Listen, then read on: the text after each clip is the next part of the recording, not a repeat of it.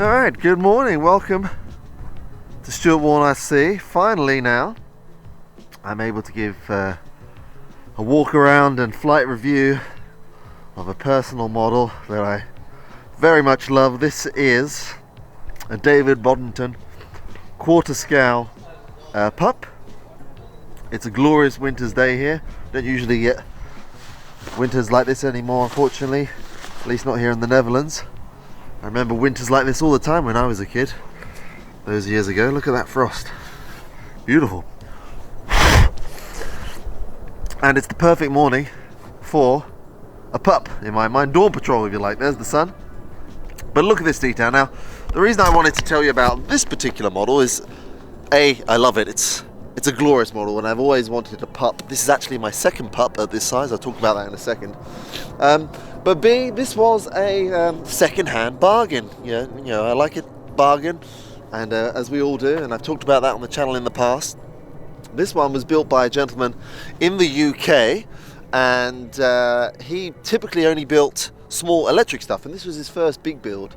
I think it was just before the first lockdown, and he's done a immaculate job, but he was afraid to fly it, actually. But he's done such a good job. It's really detailed, it's built very, very well, and it's beautiful all around. So let's just have a look at this. Look at the some of the detailing. I mean, I've built models like this in the past with this detail, but I just don't have the time now. Let's see if we can get a better shot with some sunlight on it so you can get an idea. There you go, the rigging wire is done all beautifully. Look at all the paneling detail here. Now this hatch here, this is rather handy. If I have a look, it's magnetic, and under there I've got my glow plug. It's got the scowl exhaust out here, got all the screw heads, the panels. Look at the tape covering the ribs and longerons, same as on the wing. I wonder if you can see that well enough here. The sun is being a bit difficult. There we go, check that out. Look how beautiful it is. The stitching, all flying wires, there's no servos to be seen. There you go, that's a beautiful shot, look at that. I'm going to use this in the opening. Now, a lot of detail. For a big model, this is quarter scale, so I think it's around 80 inches or something like that. It's got a laser 180 4-stroke in the front, which starts amazingly well and runs amazingly well. Very nicely installed. It's got a pilot, and what we're going to do on this, I've got my friend Andres has a 360 camera, so we're going to put that on. So you'll actually get some onboard footage as well, which would be nice to cut to. A little bit special. It's Solartex, which I love. I love the fabric covering. I used it a lot, and I really, really like it. And it's been painted. Not only that, but all the markings have been painted too. All in all, it's a stunning aircraft, and I was very, very fortunate for several reasons. First of all, I got it for a great price. £400 for this, ready to go. All I needed to do was add my receiver. Okay, I had to modify some things in terms of weight distribution and add better and heavier batteries, but with a laser 180 servos and this beautifully built airframe, that's an incredible price. I'm really, really pleased about that. Also, I wanted the David Boddington one because I had a Mick Reeves one a few years ago with a 26cc petrol. Beautiful scale model, but not practical in the slightest. I'm a big fan of scale, but I also enjoy practicality. It would take me 45 minutes to rig the Mick Reeves pup. This one takes 10, and I tell you why. The David Boddington kits have these, I think you'd call them torsion tabs. So you've got little wing spars in here, and it's just a friction grip. There's no bolts, it's just a friction grip onto there. And then this is the clever bit, these are ratcheted, these flying wires. If you see here, so they're ratcheted so you can make them looser, and then you ratchet them tight, and then they just have these clips on here. And then the struts themselves are actually just, can you see that there? They're actually just magnets, and they're very, very strong. So it's a very practical setup and solution. It takes me 10 minutes to rig it, which is amazing, and it flies great. Really, really nice. I can't say enough about it. So what I'm going to do, I'm going to get it fueled up, and then we'll take it out. Look at this beautiful crisp morning here. Look at this. Beautiful. No one's here apart from my friend Andres is going to help with the camera. Beautiful dawn patrol weather. This is definitely weather for World War I stuff. Keep in mind, whilst this has British markings, I believe the Black Arrow and the Black Cow scheme, whilst it's certainly unusual, I think this is actually a Royal Navy or a Naval Air Service scheme from World War I. I don't believe it's a RFC scheme, but you can see there just how nice that is. I'd like to turn it around whilst I'm holding the camera, but I don't want to drop my model, so I've got to be very careful. Just take it back. Still those really nice big Palmer cord wheels there. Take it around. You've got to be careful, I do not want to drop this. And we slide it forward. Okay, now you can see a bit more in the sun. Really, really cool. So let's get this fueled up, and I'm going to give you a flight now of my DB quarter scale pup.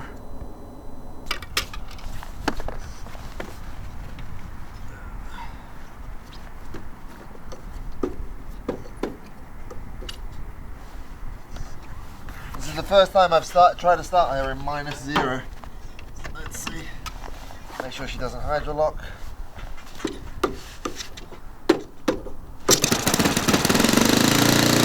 There we go, I told you they like to be primed. Let that warm up for a bit. Most of you that will fly glow already know. Maybe you do this, maybe you don't, but I do. I leave the glow start on for just a minute, let the engine get up to temp, and then I can take it off.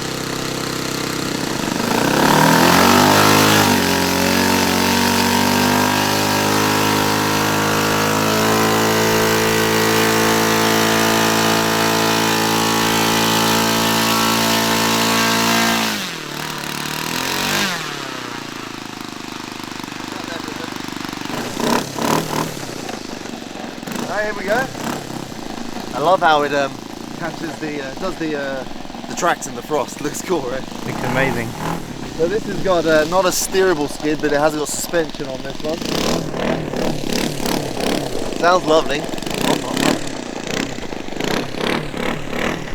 This has got a something like a 18-ounce tank on it, so it flies for a very, very long time.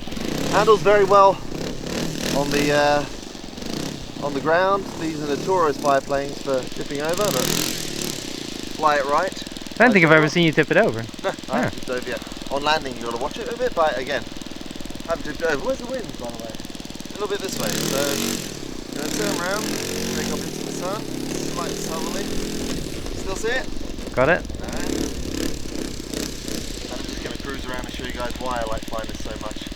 Tell you a little bit more about it. Taking off into the sun. A little bit of right rudder. Away. And this is a 180. It's quite a lump of engine, but I took off there at half throttle. Needs that weight up front. Speaking of which, when I first got it, it was massively had a massive amount of lead in the nose. I forget how much, but I think it was almost a kilo and a half or 2 kilos. It needed it at the point to balance, but I redistributed the weight and now only has, I think, about 300 or 400 grams in the cow, and it balances perfectly. How's that looking? Very nice. I like the sound. It's quite a deep sound, or a little tinny actually, sorry. It doesn't sound as good for me as, say, an OS, but this laser runs really well and it is talking. And I'm just going to shut up and fly it for a bit. Right, coming down. Low throttle now.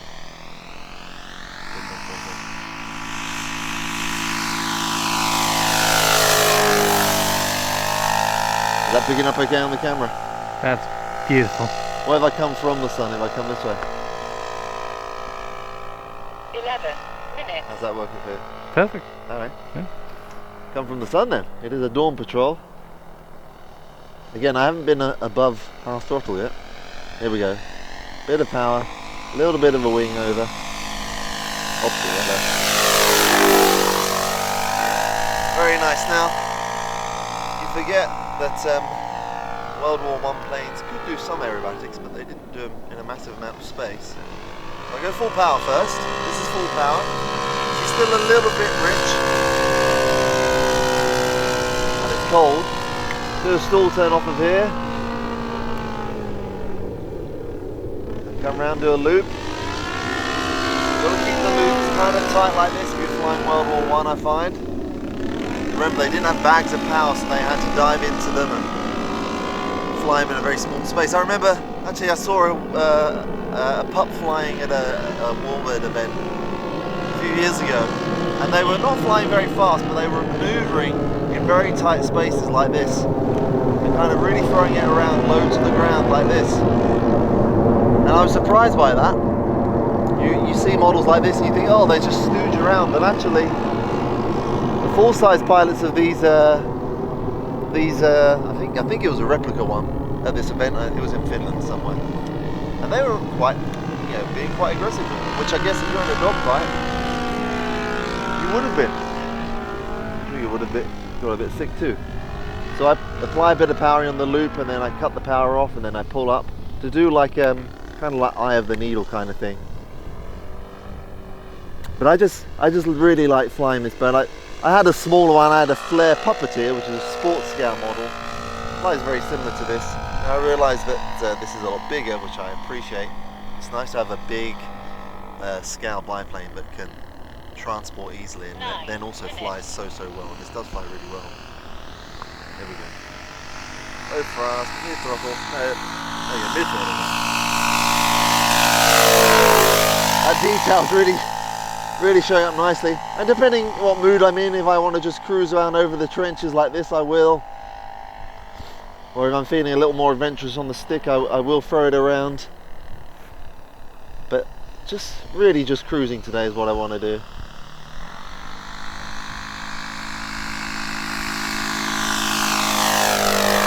That looks nice, eh? Looks amazing. They're still looking alright in camera. Yeah, perfect. Camera loves it. Done an excellent job on this. I got such a good deal on this. I was really pleased with what I got for the money. Did I tell you, Andres, how much I paid for this? I don't remember. £400. All I need to do is add receiver and batteries, and that was it. The kit alone, I think, is like 350 quid. Jesus. So it's the ultimate bargain. And I waited a long time for this. It was worth it. I'm going to try touch and go. I think I'm a little bit crosswind. Alright, here we go. Look at that. Beautiful. Bit more power. Flaring. Now apply some power. I kind of miss not having the pilot's head in there. Hopefully you guys are still seeing from the 360 cam that I've got on there. The pilot's view. Full power. Yeah. A little bit of sun there. Now, Andrews, you said a stall turn is an actual proper stall turn, is where you do it with power until you run out of it. Yeah. Inertia, right? Rather than cut the power. Yeah, you have to keep the power on, else the rudder has nothing to work with. I'll do an actual stall turn then. So I'm going to climb. Now I'm going to stall, kick the rudder. There we go. So that's the stalls out there. Everything else is just a hammerhead. Pretty much, yeah. You gotta have that moment where you stand still. Yeah. And then you stall I'm turn. going to stand still. There it is. I stood still. That's a stall turn. Nice. Does it very nicely. Engine is performing very well. And if you want, and I've found myself doing this on days as well, just getting up high and just cruising around at like less than a third throttle. It's overpowered on this Laser 180. Needs the weight. I appreciate the torque on it. It's a very powerful engine. There we go. I'm just going to poodle by on just under a third throttle. How's that looking? Nice. Look. Oh! I saw that one of my flying wires I hadn't got quite straight, quite tight. It is a ratchet system, but you've got to really make sure you pull them tight. So I'm going to be losing a little bit of my humidity there. That was a nice loop. I like that. I'm going to land because my finger's getting cold. I think we've got enough in the can now, right? I wasn't gonna say it, but I don't feel my pinky finger anymore, I think. Alright. Coming now. Kick a bit of rudder in. I do want to be into wind, although there's not much wind. I think the wind's about there. A bit more power over the threshold. Flare, flare. Flare. Yes! The ground. Oh, look at the smoke. Love the smoke. I wish it was more smoky in the air. My ASP 91. That is a super smoky engine. It's the same fuel. Maybe lasers just don't run so late.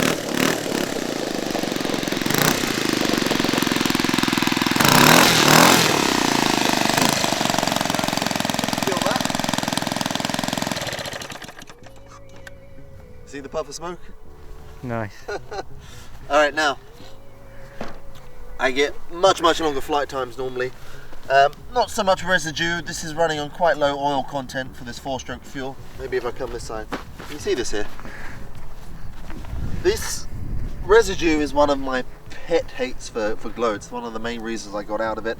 But actually, I've got a little deflector on here and there's not much at all. I can clean all that with one baby wipe, which I'm pleased about. And that's why I'm going to keep this on glow. I was thinking of converting it to gas, but it's pretty much a non-issue because it's not very dirty. There we go. That is my DB quarter scale, David Bonington kits from the UK, DB quarter scale pup. Hope you enjoyed it. I've been meaning to show this to you for a very long time, and finding out we've got a break in the weather after months. Conditions were right, everything worked, and I hope the onboard worked out too. Still running. It stopped flashing. It's still flashing, right? No, it stopped flashing. I just saw it flashing. Ah, well then it must have just stopped. Yeah. Well anyway, we hope you got some of that. We'll see Alright. the edit. Thank you very much for watching and joining me here on Stuart Warne RC. I'm not sure what kind of video is going to come next, whether it will be a review of a personal model or a work model or something else. Actually, we did film something just the other day, didn't we, that could be very special, which I think might come out just in the new year. So look out for that. Please leave your comments underneath. I really like reading those and checking you guys and your channels out too. And well, I'll see you next time on Stuart Warne RC. Thank you, Andres. No problem.